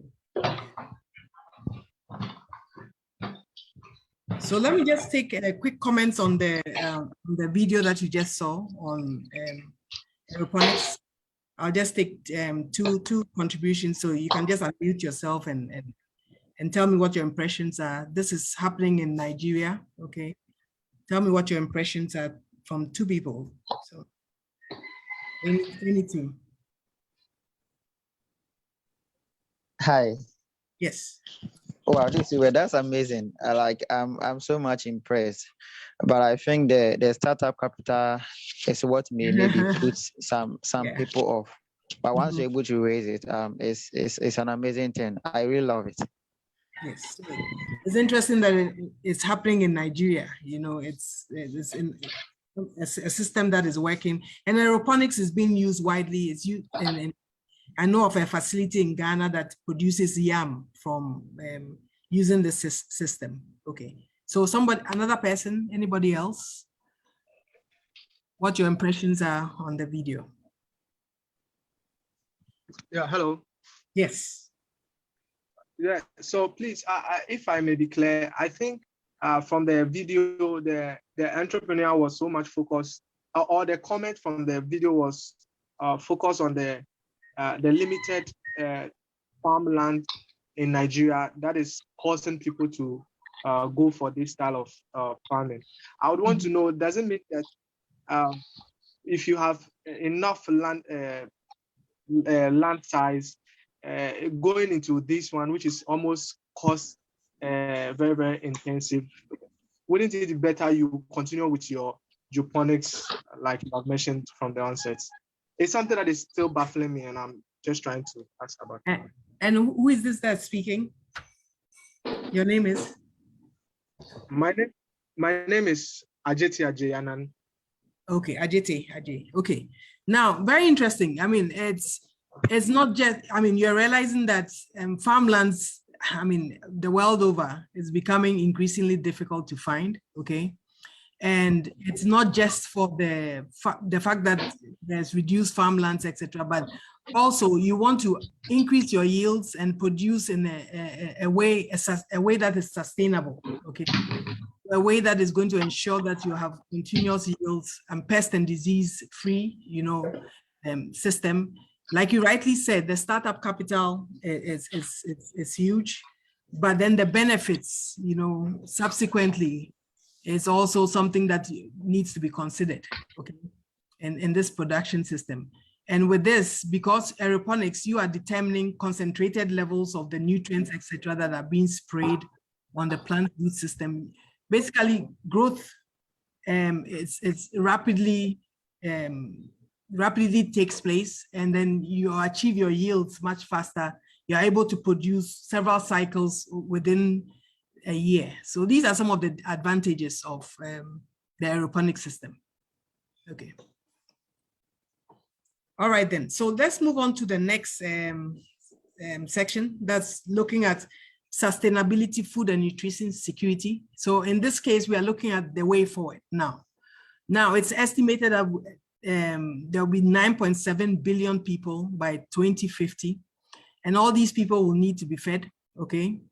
And our systems, the systems that we have in place, the current systems, are they adequate, you know, to ensure that we are able to feed the growing population, okay?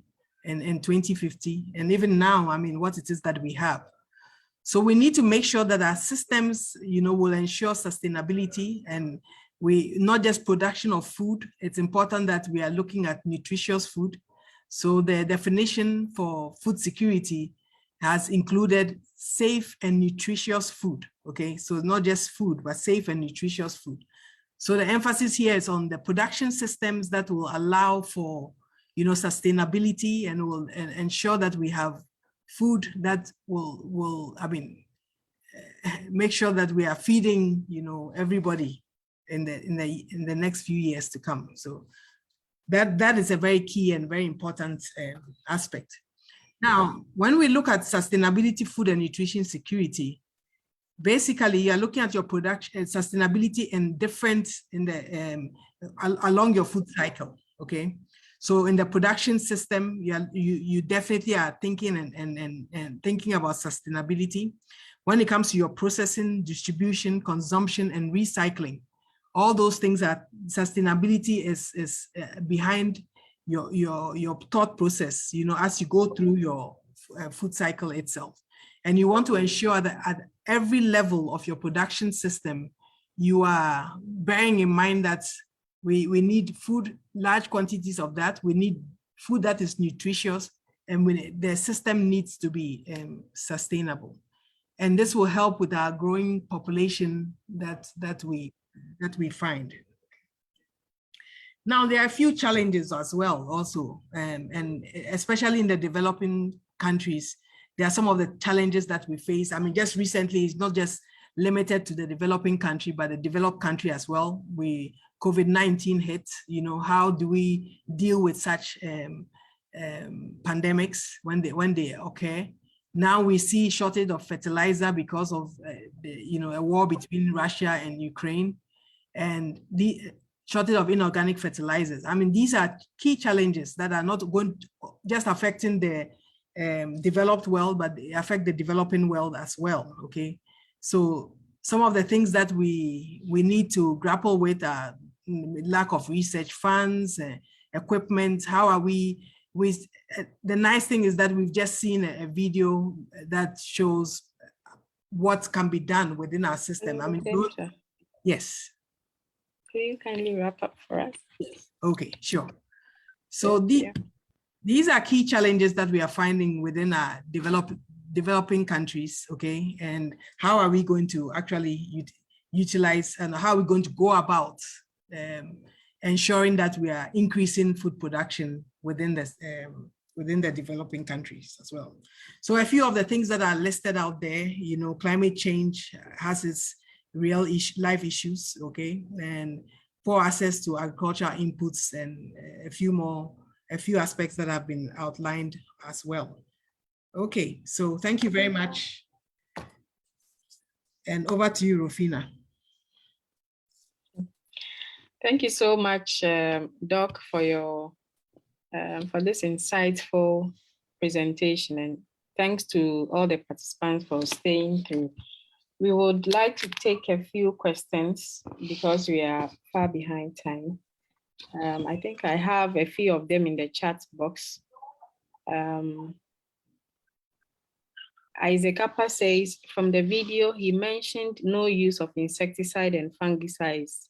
Is that claim valid? Then, okay. Dr. Misa, please, you can address that one. Okay. Then afterwards, we can take about 3 of them from the participants. Okay. So who's the person who raised the question? Rufina, the name of the person. Isaac. Isaac. Isaac, okay. So Isaac, you want to know if the no use of insecticide and pesticides, and if that claim is valid? Yes, please. Yes, so depending on in the controlled environment system, depending on how you go about your production system, yes, you definitely can come up with a system that is not utilizing or using, you know, pesticides and insecticides. So depending on how you handle the system, and realize that with an aeroponic system, you are feeding like a concentrated proportion of nutrients, etc., to the plant's root system. So again, there's very minimum water use in there as well. So yes, you can achieve that in a nutshell.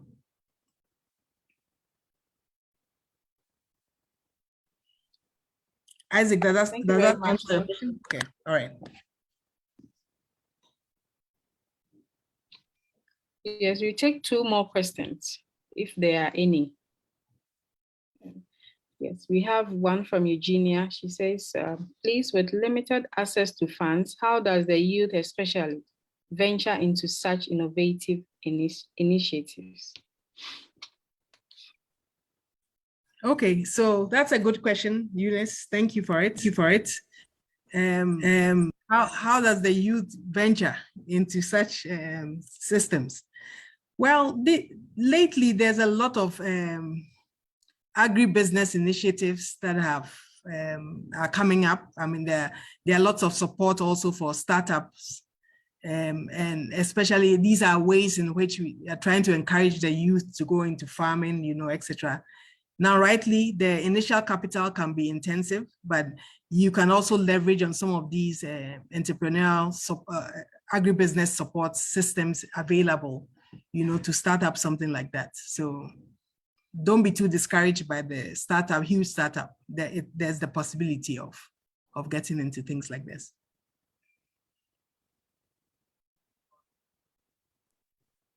Eunice, I hope that answers your question. Okay. Yes. Yes, please. The others, we have Thank you. commendations. Is someone speaking?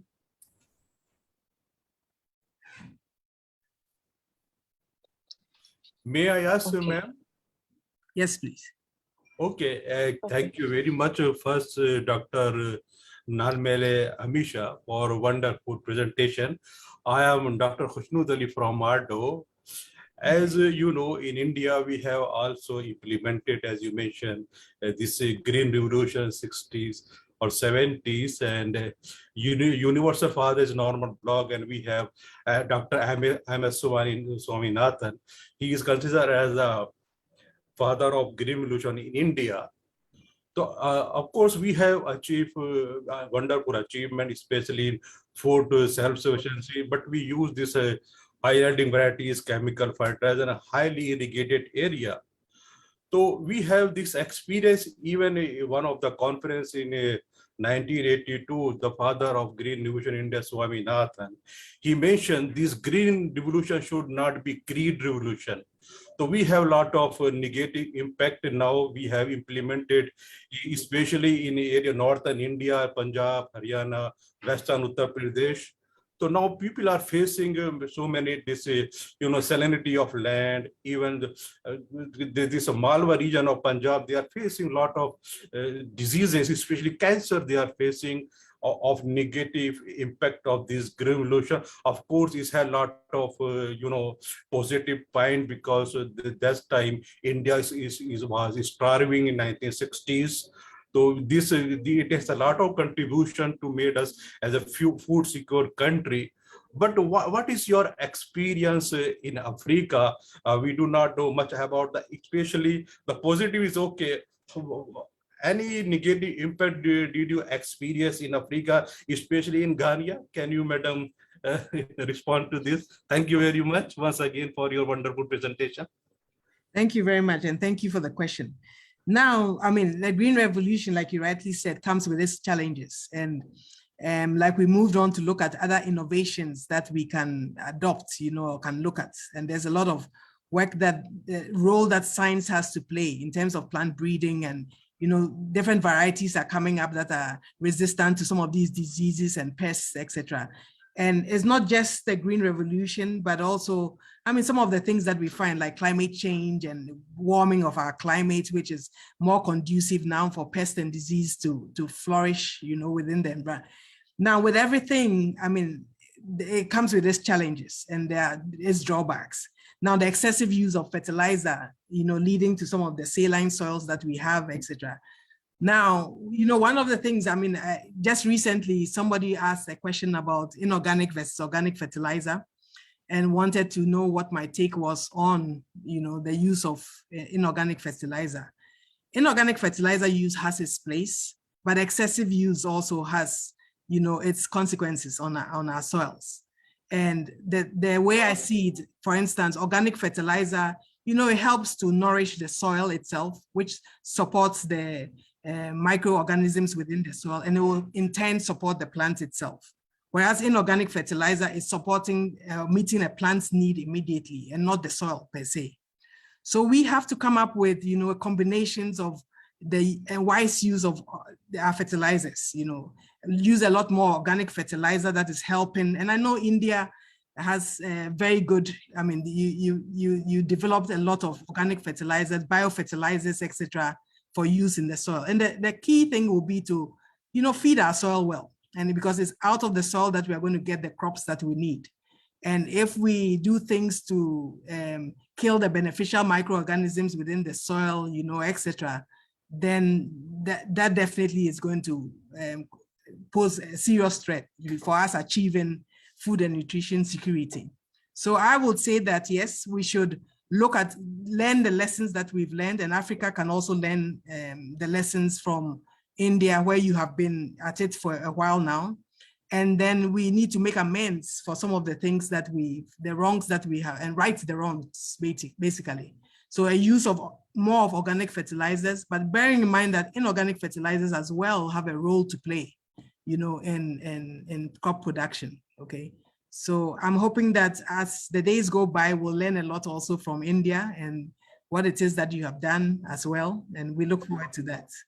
Thank you. Thank you very much. Now we are talking about evergreen revolution. That's evergreen, okay. Yes. But we are adding this sustainable aspect, sustainable development. Okay. Okay. Yes. Thank you very much. Thank you too. Thank you very much. George from Zambia, is your hand up?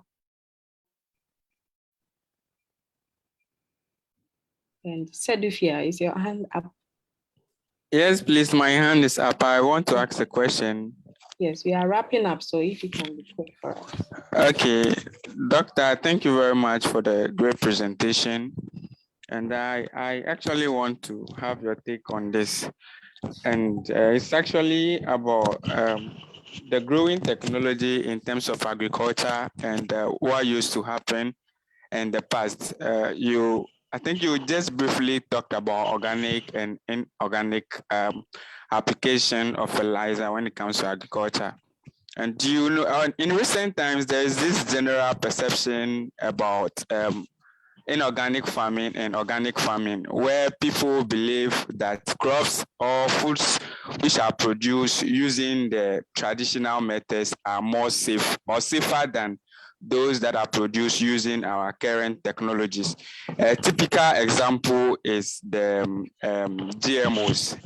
And so I actually want to hear from you if you believe there could be a point where we would have a balance between safe food and abundant food.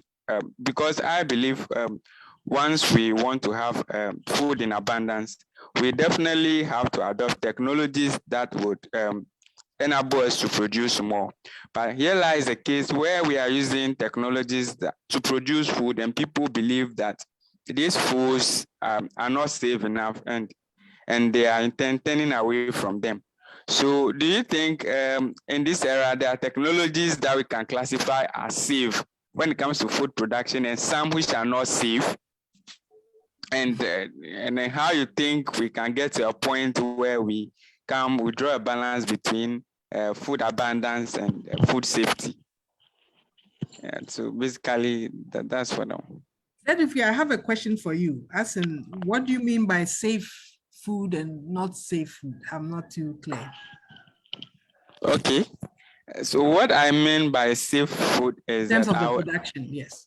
Yes, I would bring in the genetically modified organisms once again, where they adopt the knowledge of gene mutation and breeding, those technologies. And there are majority of people who believe that foods which are produced using these technologies are not safe. Some claim they give cancer and other health problems.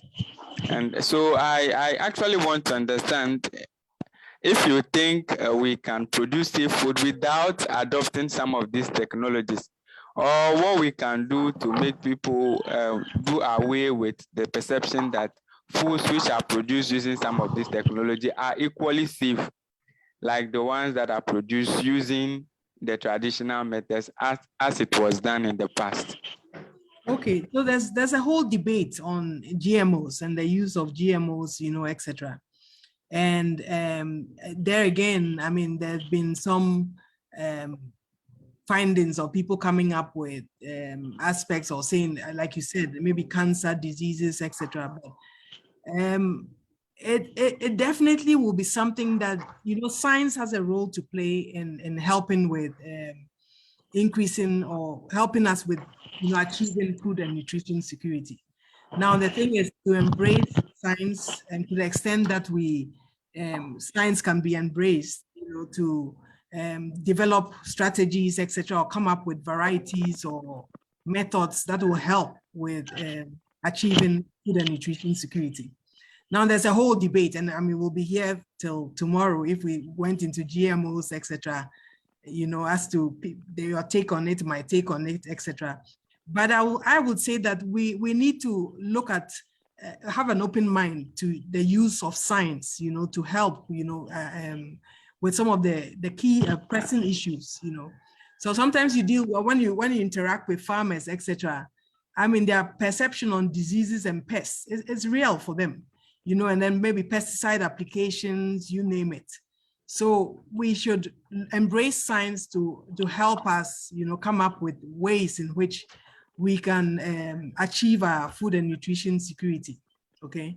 And in the same vein also, we need to actually test what it is that is coming out, and then also to make sure that it's safe for us all to eat. So that will be my take on that. Okay, my question or contribution? Yes, George. Okay. Some few decades ago, we have had some narratives on issues to do with restoring and enhancing soil fertility through the planting of trees such as Sensbenia. Yes. Now, how pronounced is the restoration of the soil fertility through these trees and others in countries like Ghana? Is it so much pronounced, or that's a narrative that has been forgotten and it only belongs to some few decades ago? Thank you. Thank you very much, George, for your question. Well, agroforestry, you know, it's something that is very active here in Ghana, and we are adopting, you know, planting of trees, you know, etc., and nitrogenous planting material, you name it. So agroforestry definitely is, and we are looking at ways in which to, you know, ensure soil fertility using, you know, the trees that we have as well, you know, as using of organic matter within, and incorporating more organic matter within our soil system. So yes, George, we are embracing everything we can embrace, you know, to ensure that crop production is on the increase.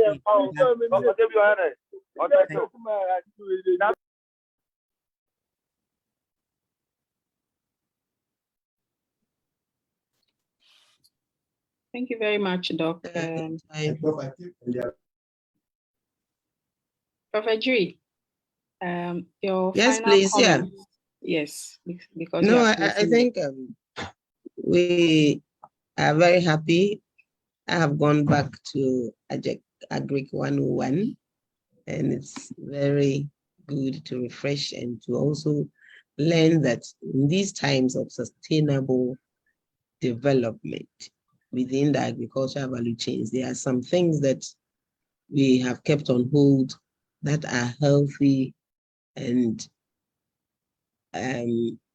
we can go back to. They are healthy for the environment and they are healthy for our own life. We can go back to them. We call them obsolete or archaic, but as we have learned, there are things that are healthy and they do not go bad. I will say that. Thank you very much for all of you keeping stable and then contributing this much.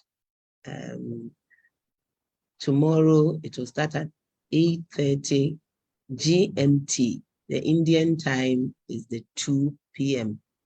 It's 5:30 minutes behind India.